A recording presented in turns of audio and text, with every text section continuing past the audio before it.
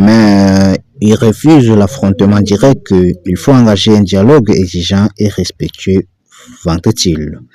C'est ensemble que l'on peut faire des choses intelligentes pour les deux côtés. La pile de dossiers sensibles entre Paris et Alger ne cesse pourtant de croître, notamment depuis que la France a reconnu la souveraineté du Maroc sur le Sahara occidental l'an dernier.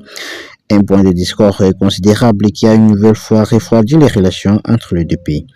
Surtout casser la baraque, c'est ce que craint Emmanuel Macron, c'est la réaction des Algériens vivant en France.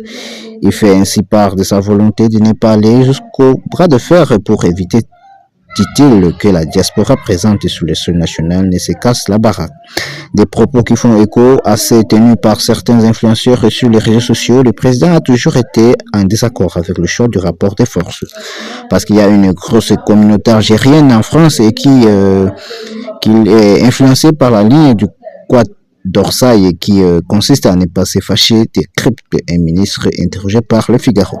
Dans le camp présidentiel, c'est plutôt le flottement et l'attentisme qui dominent. Sur France Inter, ce 4 mars, l'ancien Premier ministre Édouard Philippe a tout de même assumé un désaccord avec Emmanuel Macron sur les sujets. En Algérie, tout ce qui va mal est à cause de la France. Ils ne respectent plus leurs obligations internationales. Je suis convaincu qu'il faut serrer le jeu, expliquer. Ce n'est pas acceptable, soutient le candidat déjà déclaré à l'élection présidentielle de 2027 qui propose de dénoncer les accords avec l'Algérie, même unilatéralement, ce que refuse à faire Emmanuel Macron.